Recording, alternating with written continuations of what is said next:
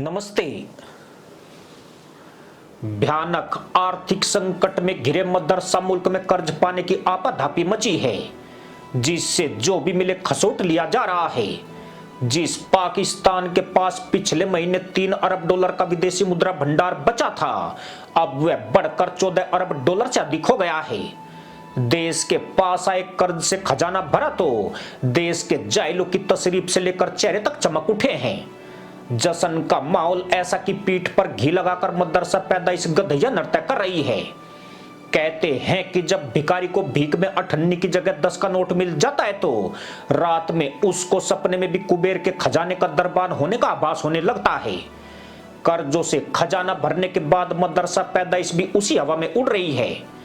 यही नहीं, इसी बीच किसी मुल्ला ने यह कहकर हड़कंप मचा दिया है कि पाकिस्तान के पास इतना खजाना है जिसकी बदौलत वह दुनिया का अमीर और विकसित देश बन सकता है।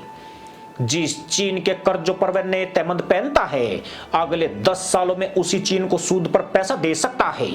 अब जिस मुल्ला ने तीर छोड़ा है उसकी चर्चा कम, बल्कि उस खजाने की इस वक्त सबसे ज्यादा हो रही है जो जाहिलों के इस देश में दबा हुआ बताया जा रहा है।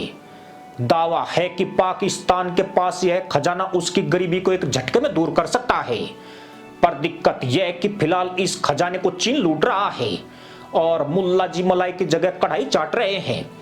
खास बात यह कि मुल्ला ख्वाब पर भरोसा करने वाली सरकार ने भी इस जाहिल मुल्ला पर भरोसा कर लिया है और सरकार की तरफ से पहली बार मिनरल समिट यानी खनिज शिखर सम्मेलन का आयोजन हो रहा है। इस्लामाबाद में होने वाले इस सम्मेलन में टॉप इन्वेस्टर्स और खनिज विशेषज्ञों को न्योता भेजा गया है। आपको बता दें कि पाकिस्तान में मुंगेरी मुल्लाओं की कोई कमी नहीं है। इन निकम्मे लोगों की रोजी रोटी 2 ही मुद्दों पर चलती है, एक ख्वाब और दूसरा नकाब।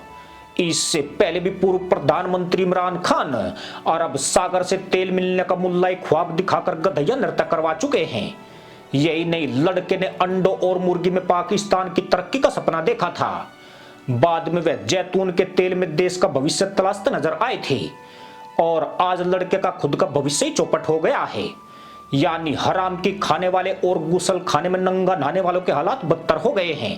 पर लगता यूं है कि पड़ोस की जाहिल पैदाइश कोई ना कोई गुल खिलाकर ही मानेगी, क्योंकि इस बार जो दावा किया गया है वह नए तहमंद पहनकर किया गया है। यही वजह है कि सरकार ने इस विषय पर सम्मेलन का आयोजन करने की तैयारी कर ली है। दावा किया गया है कि पाकिस्तान में कई ऐसे खनिज के विशाल भंडार हैं जिनकी कीमत अरबों डॉलर में हो सकती है। देश में सोना, तांबा, लोहा, क्रोमाइट, बैराइट्स, जिप्सम और सेंधा नमक के भंडार होने का दावा किया गया है। यही नहीं, तेल और गैस के साथ पाकिस्तान में संगमरमर और कीमती रत्न होने की बात भी कही गई है। मुल्लाओं ने तो इनकी कीमत का आकलन तक भी कर लिया है। पाकिस्तान के मोहम्मद खेल में 6 खरब डॉलर के खनिज की बात कही जा रही है। ऐसा नहीं है कि पाकिस्तान के टोपीबाज जाहिलों को ही ऐसे मुल्ला ख्वाब आते हैं। साल 2010 में पाकिस्तान के परमाणु वैज्ञानिक डॉक्टर समर मुबारकमंद को भी ऐसा ही ख्वाब आया था। उनके मुताबिक उत्तरी वजीरिस्तान में तांबे और सोने के भंडार स्थित है।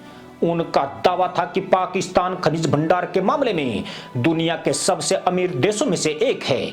अगर सरकार सही तरीके से कदम उठाए तो अगले दशक में पाकिस्तान विकसित और समृद्ध देश बन जाएगा। मुबारकमंद के मुताबिक बलूचिस्तान में सोने और तांबे के भंडार की कीमत 273 अरब डॉलर से भी अधिक है, जबकि उत्तरी वजीरिस्तान में भी इसी तरह के भंडार होने की बात कही गई थी। पर बावजूद इसके पाकिस्तान का गठन होने के बाद से यह जाहिल अपनी कमाई से एक झुमका तक नहीं खरीद पाए हैं। सरकार से लेकर संतरी तक सब कर्ज के घी से चुपड़ी रोटी खा रहे हैं। पाकिस्तान के पास इतने संसाधन भी नहीं है कि वह जमीन या समुद्र में छुपे खनिज भंडारों का पता लगा सके। यहाँ सारा खेल अल्लाह के भरोसे चलता है और अल्लाह के यहाँ पर आधुनिक मशीनें नहीं बनती है। इसलिए पाकिस्तान के अधिकतर खनिज भंडारों के ठेकों पर चीन ने कब्जा कर लिया है। मुल्ला का ख्वाब बेशक हकीकत हो सकता है, लेकिन जब मुल्ला के पिछवाड़े पर पहले कैक्टस के कांटे लटका दिए गए हैं तो वह कहां से चल फिर पाएगा।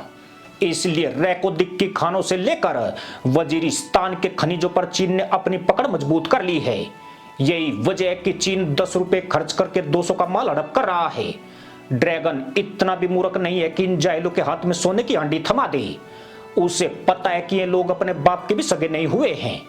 कल जेब में पैसा आया तो सबसे पहले उसकी तशरीफ धुनेंगे। यानी मुल्लाओं का ख्वाब सिर्फ ख्वाब ही बना रहेगा और इसी ख्वाब में ये अमीर भी होते रहेंगे और भिखारी होना तो इनका जन्मजात काम है। इसी के साथ अनुमति दोस्तों, जय जवान जय किसान जय हिंद वंदे मातरम।